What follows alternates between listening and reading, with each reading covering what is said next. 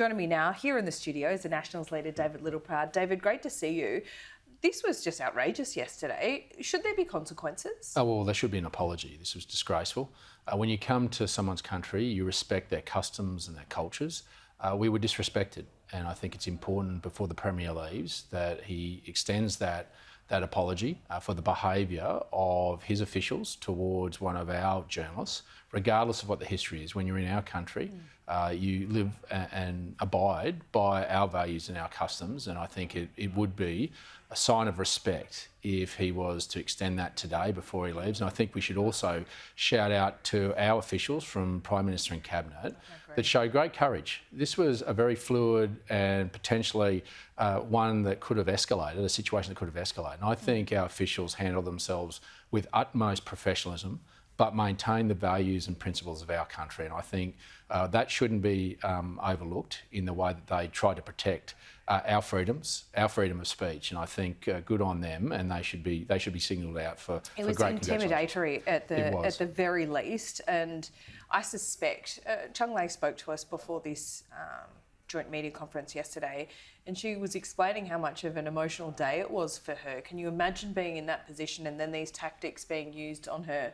And I do suspect that they were staff that work in the embassy here in Australia, so they should know our conventions and customs, right? There's really no excuse for that. Well, Chung Lei handled herself with such grace and professionalism in light of what those officials were doing. Now, whether they work in the embassy in Canberra or they're from Beijing, it does not matter. They are guests of our country.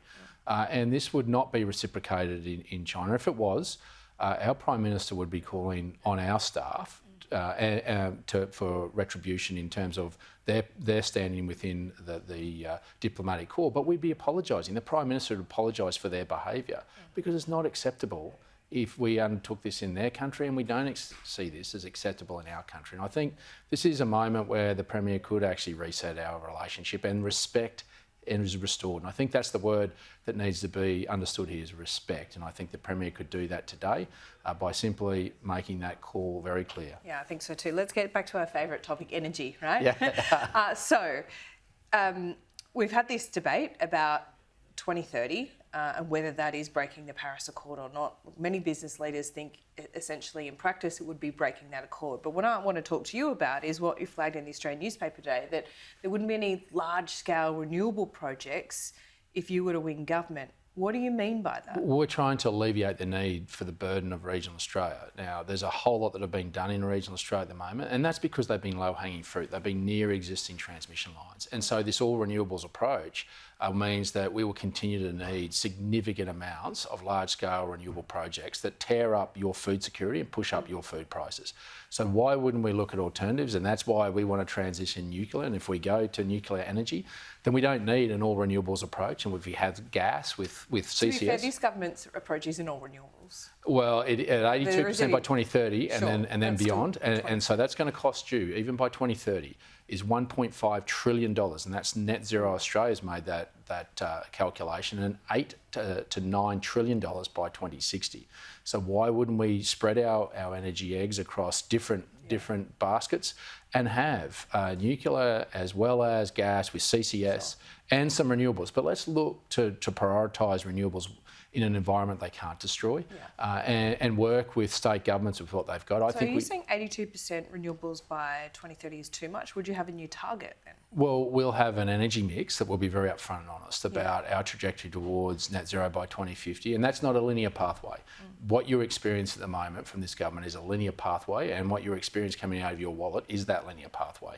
So when you've got sovereignty of all your resources, why wouldn't you spread your risk and make sure that you don't put all your energy eggs in one basket, but spread it across a mixture, but also gives you base load power, because you won't keep manufacturing in this country. You can't keep subsidising. But you've got a 10-year gap as well. So what do you do in that 10 years to produce? That up with gas. You've got to firm gas is going to play a very significant role in firming up everything, as well as ensuring that nuclear can come online. Gas will play a significant role, and that'll be with carbon capture storage. That's zero emissions, and we'll do that in the right place. In fact, Japan is looking to use us as the carbon capture storage sink. They're having nuclear. They're reopening their nuclear power plants, as well as building a new 1,200 megawatt.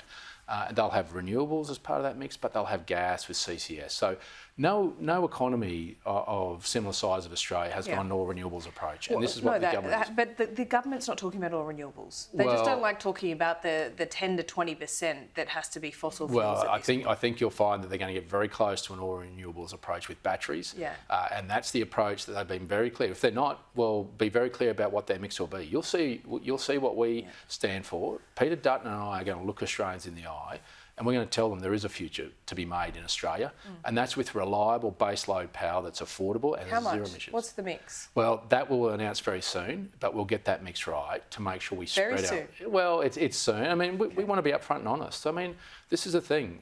There is no climate war. There's how we get there. And the 2030 argument is seems like there's a war, to be honest. Well, it's been raging for 20 years. That's convenient for the Teals and Labor. Yeah, and, we're committed to business leaders. I mean, you've seen Twiggy Forrest today say, well it creates all this uncertainty. No, uncertainty for his wallet.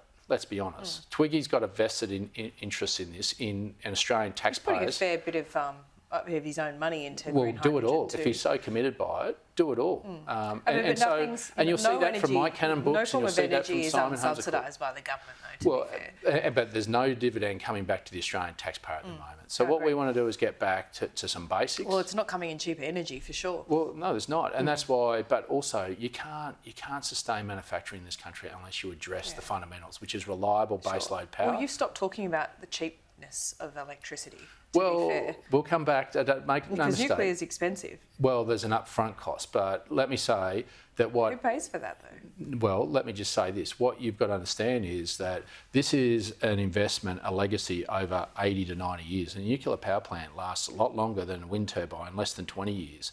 And so CSIRO didn't factor in the dividend that we paid back to the Australian taxpayer for the extra 40 to 50 years beyond what they calculated the other day. And they also didn't take into account the capacity that we'd be running these at. They made assumptions, and that's fair enough. They had to make those assumptions, but we haven't told them what our energy mix would be. So how can they sit there and say this is accurate calculations? I get they're making assumptions. Will you produce those calculations? We'll be very upfront. Okay. Peter Dutton and I. How will you base those calculations? Based off what? Off our energy mix, about what lived experience. Well, the capacity of how we'll build these plants. What capacity our nuclear power plants will have to run with, because on the assumption that taxpayers pay for it, or well, we'll be upfront about the costs, about how it's paid for, and about the locations, everything. We're not going to hide anything. What you see is what you get out of Peter Dutton and I. We're going to be upfront and honest with the Australian people and just look them in the eye and say this is what strong leadership looks like. This is what it means to have a reliable energy system that is affordable, reduces our emissions, and gives us future of manufacturing something in this country. Probably don't care, but it's going to be hard for the Libs to win back some of those Teal seats with this. Well, I mean, with all due respect, I think many people in those Teal seats are feeling the pain that many people outside those seats are feeling about what's coming out of their wallets. We're not against, but these Teal people... I hate to argue with you, but the point is you're not promising anything cheaper either in the short term. What we're saying is we've got a sustainable future that's living up to those international commitments that those people in Teal seats ideologically view and believe in. I just say to those viewers that are from Teal seats, just take a little visit out west and understand the burden you're asking us to bear. For you to put your head on a pillow at night and think that you've saved the world, you've actually destroyed much of the environment where I live, and you're asking us to have our livelihoods taken away, and you've actually had your food security taken away. There is a better way. We can achieve this. We've got a lot of land here. Is it really tearing up the best agricultural land? Yeah, I was in Wagga last week. Can't that be... 2,000 Can't that acres. be mitigated though? Well, not with the way that we're going. Not everything's prime agricultural land though. We've got a lot of desert out there. Yeah, but then you've got to have the transmission lines to plug it in, and that goes across prime agricultural land. So this is the folly that Chris Bowen and co go down. And 2,000 acres of cultivation country in Wagga I saw last week is going under solar panels. That's your food security gone. Now I just say to people living in capital cities, we're with your ideology. We want to reduce our emissions, but just appreciate the burden that you're asking us to bear in regional Australia. And we just ask you to be fair. We're with you in the ideology. It's just how we get there, and we don't want Australians to have to hurt in that journey. Okay. We should all get to the bush more. Yeah, totally. David, good to see you. Good to have you in the city. See you soon.